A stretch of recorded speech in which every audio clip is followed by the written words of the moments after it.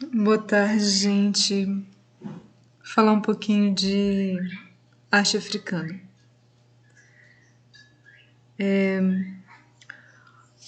O continente africano ele foi o grande desconhecido para os europeus.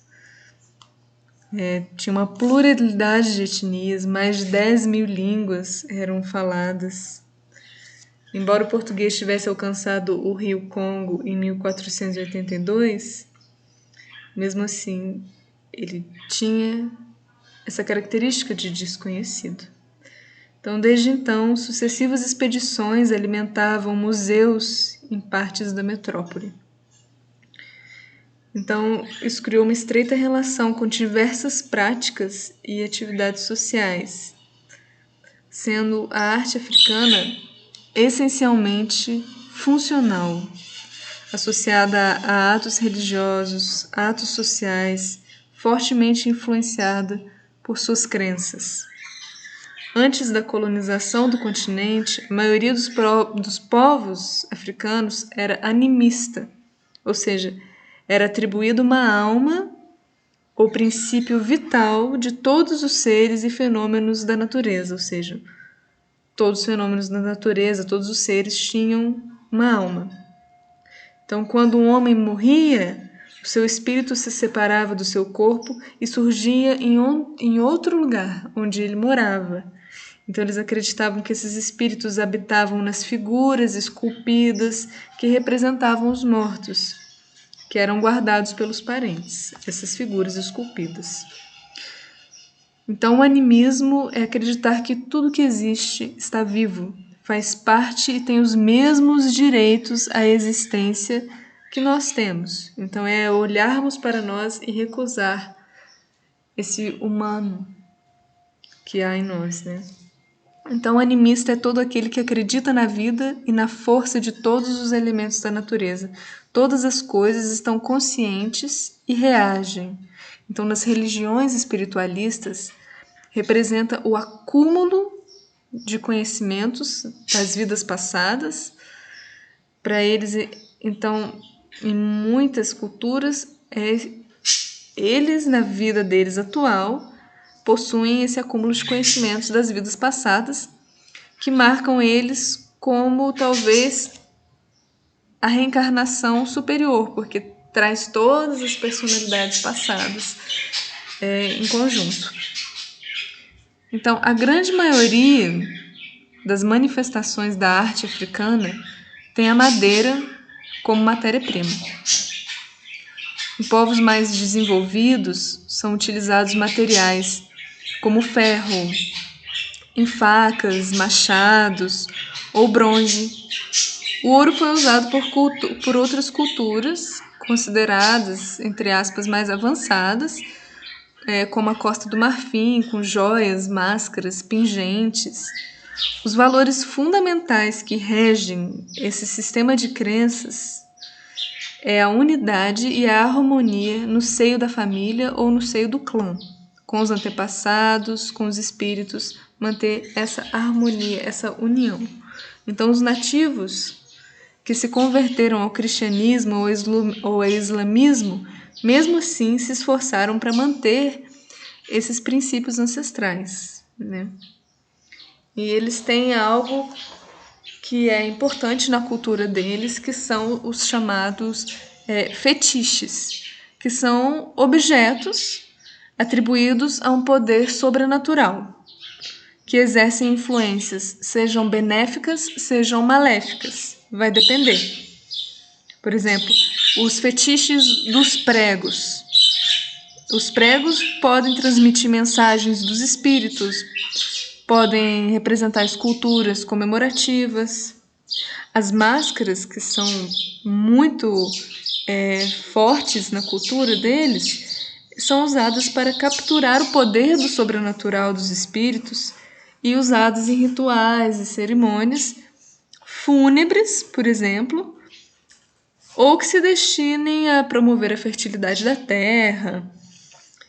O termo feitiço foi cunhado pelos portugueses para designar os objetos produzidos anonimamente. como as estátuas, tidas como sagradas nos cultos africanos. Aí vocês devem estar pensando, tá, tudo bem, mas e essa imagem do banquinho, né? Do banco, na verdade. O que isso representa? Na arte africana, se você não conhece o que essa arte representa, ela não está completa em sua significação, né? Sua simbologia. Por quê? Porque ela não é uma arte simplesmente estética, ela também é funcional. Então, o que é esse banco? Esse banco está relacionado ao povo Luba, que habita o sudeste da República Democrática do Congo, na província de Xaba. Então, lá nesse povo, eles preservam os seus relatos orais, tem a sua poesia, tem as suas artes visuais, principalmente ligados à realeza, com seus emblemas e esculturas. E essa cultura do povo Luba tem principalmente a elaboração de bancos em sua cultura como fator importantíssimo. Esses bancos, eles não são apenas artefatos de mobília, eles são importantes símbolos da realeza Luba. Eles são tidos como receptáculos do espírito de algum ancestral nobre, de um rei já falecido. Então não tem uma função prática. Eles são signos tão potentes que muitas vezes são mantidos em locais secretos. O público às vezes tem acesso, em raras ocasiões, em alguns cortejos ritualísticos religiosos. Mas esses bancos é como, para os membros da corte, um símbolo e uma marca de poder. Existem 2 tipos de banco entre os Luba. Um deles é este, representado, que é enfeitado com padrões geométricos entalhados. O outro, esse aqui também é o enfeitado com padrões geométricos entalhados. O outro vai representar as formas femininas, que são os chamados cariátide, que eu vou mostrar aqui agora. E esses cariátide, esses acentos, chamam a atenção pela representação das figuras femininas e estão relacionados à ancestralidade. Essas mulheres foram importantes dirigentes do passado. Então, para que esse banco se torne efetivamente digno para essas figuras femininas ancestrais, para que se tornem dignos de ser um templo do espírito de um chefe, essa figura feminina esculpida, ela precisa apresentar os atributos de beleza que vão potencializar a comunicação com o mundo sobrenatural. E não é uma beleza... E não é uma beleza ligada à simetria, mas ligada aos elementos tradicionais desta etnia. Então, alguns desses elementos são as escarificações aqui no corpo, penteados elaborados e uma expressão de serenidade, de sabedoria. E agora sim, podemos falar da próxima imagem que eu passei aqui, mas que essa outra imagem, ela é a representação de um outro povo, que é o povo Chokwe. O povo Chokwe habita atualmente na Angola, tem origem na Angola, mas também está na República Democrática do Congo e também na Zâmbia. E são excelentes caçadores, excelentes escultores E essas máscaras se dividem entre Chihongo e Puo. Aqui temos a representação de uma dessas máscaras, que as máscaras Puo costumam representar uma mulher adulta que conseguiu provar a sua fertilidade após ter uma criança. Posteriormente, a outra possível interpretação surgiu por influência europeia de que seria uma moça jovem com desejo de ter muitos filhos. Porém, nessa figura, aqui temos na testa da máscara o chamado Singeliengelie. Eu não sei se é Singeliengelie ou Singeliengelie. Porém, ele é encontrado em pingentes, em tatuagens, em escarificações. O Singeliengelie, ele é o símbolo identitário mais conhecido do povo Chokwe, simboliza o deus supremo deles, Nzambi. E essa máscara Puo, a mulher, a representação da mulher para o povo Chokwe é que a mulher é considerada um modelo perfeito de maturidade, de sabedoria, de experiência.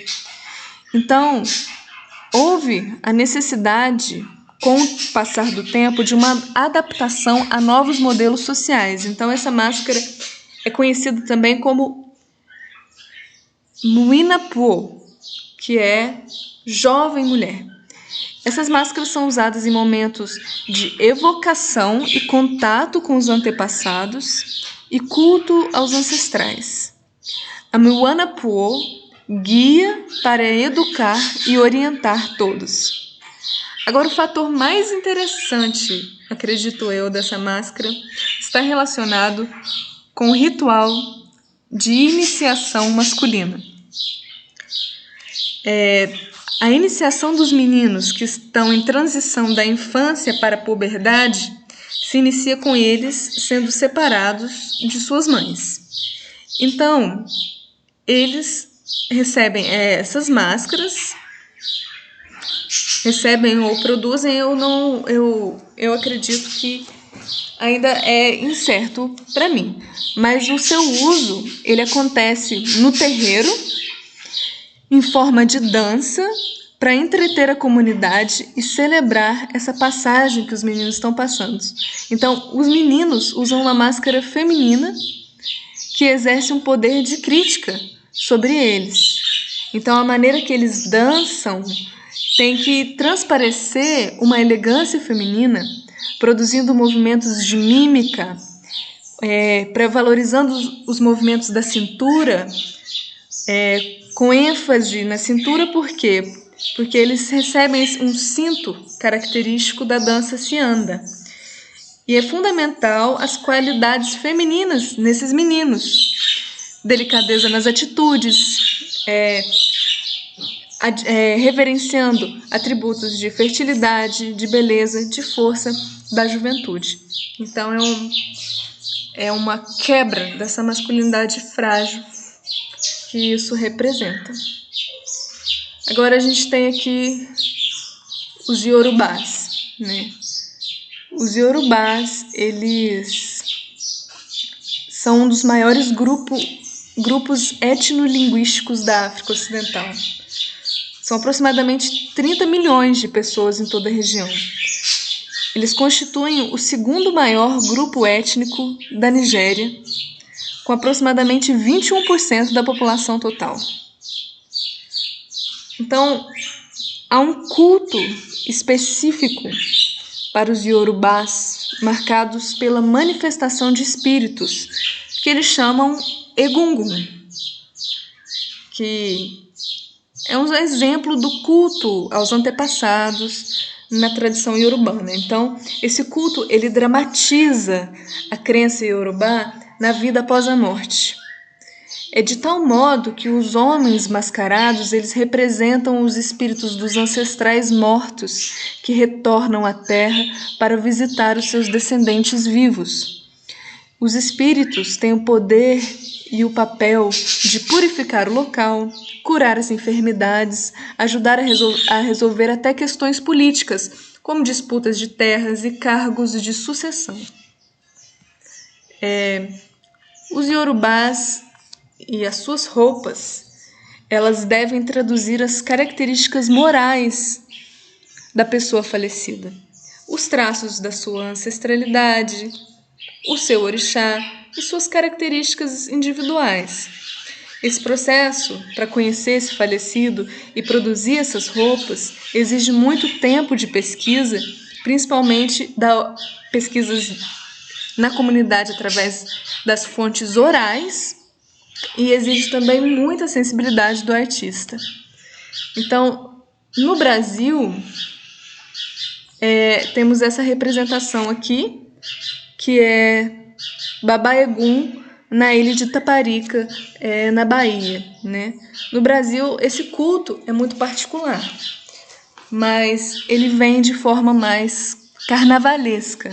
Então, as roupas pertencentes aos babás, os pais, são confeccionadas em lantejoulas, vidrilhos, canutilhos, espelhos, cetim, telas, uma mistura de tecidos variados que contrastam entre si. Essas roupas não têm aberturas, são totalmente fechadas da cabeça até os pés. E agora temos outro traço marcante dos iorubás, que são as máscaras geledês ou gueledês. O Festival das Gueledês pode ocorrer em honra a uma divindade ou a um herói cultural, mas a sua função tradicional é de acalmar Yanlá, a Grande Mãe, e suas discípulas na Terra, as Mães Poderosas. Acredita-se que Yanlá seja a esposa da divindade Obatalá, o Grande Pai, e é considerada a própria Mãe Natureza, segundo eles, a mãe de todas as mães. Então, no topo das máscaras estão esculpidos significantes elementos relacionados a praticamente todos os aspectos da vida e crença dos Yorubá. Então, na simbologia dessas máscaras, tem profissão, classe social, crença, mitos. Gueledês são compostas por atributos estéticos, característicos dos iorubanos.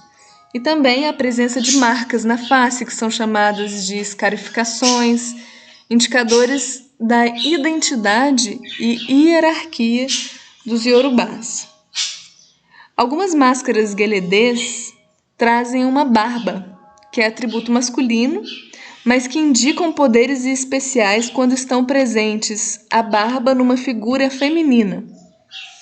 Então, geralmente, as máscaras gueledês com essa característica são dançadas à noite e na escuridão.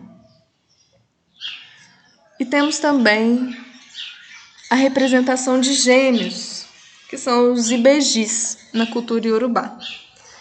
Os gêmeos são intrinsecamente ligados à grande incidência de nascimento de gêmeos nos povos iorubás. Então, a região é onde tem mais casos de nascimento hétero e homozigótico do mundo. Nasce um par de gêmeos a cada 11 crianças. Então, é um fenômeno atribuído a fatores genéticos.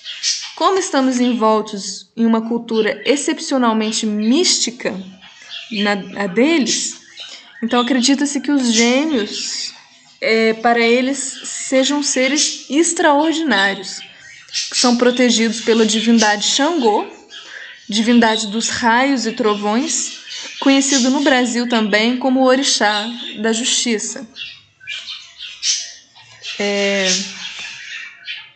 Aqui tem outros ibejis.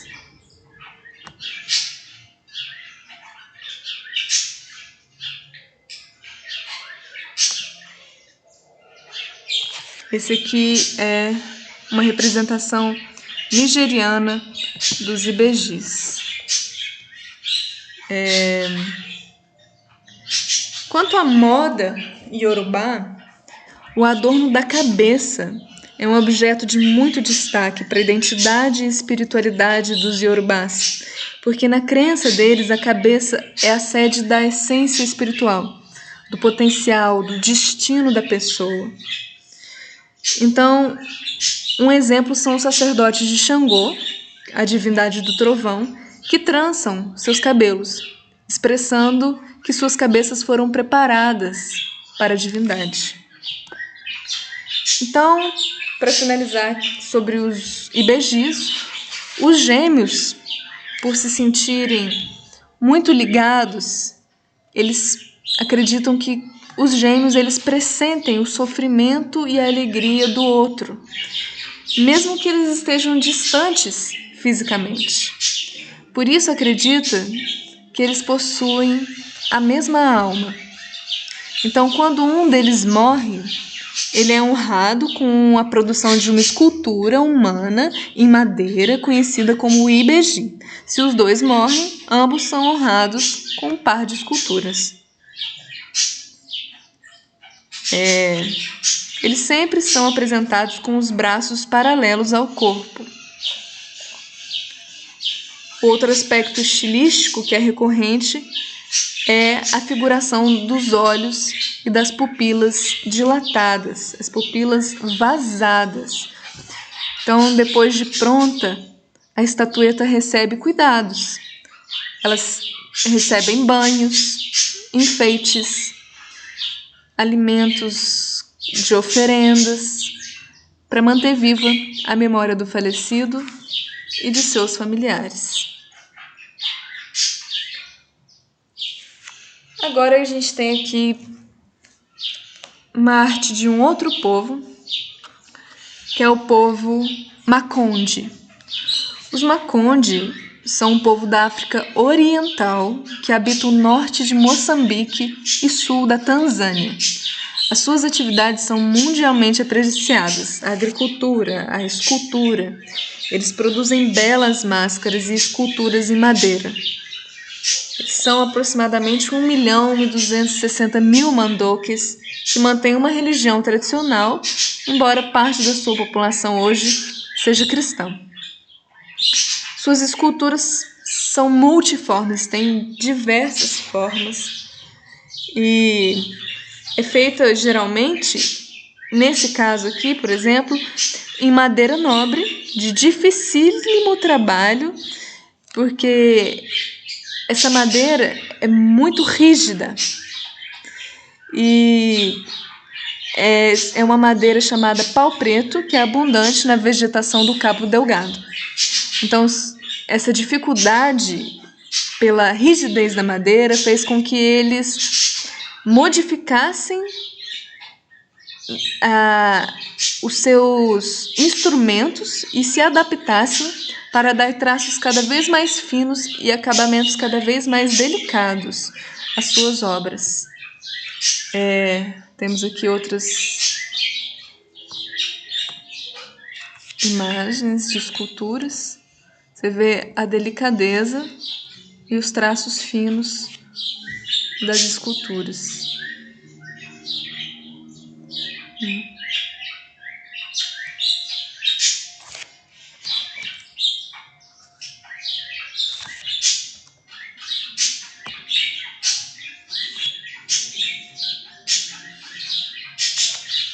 Portanto, esses objetos da arte africana, eles visam transformar o mundo por meio da magia ou da estruturação de uma forte identidade coletiva.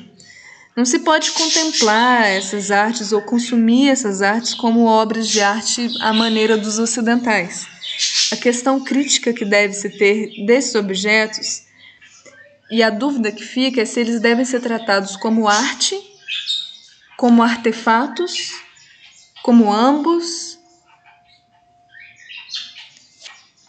Nas primeiras décadas do século XX, esses artistas ocidentais eles se interessaram pelos artefatos africanos e transferiram para museus etnográficos, praticamente um roubo dessas obras de arte, né?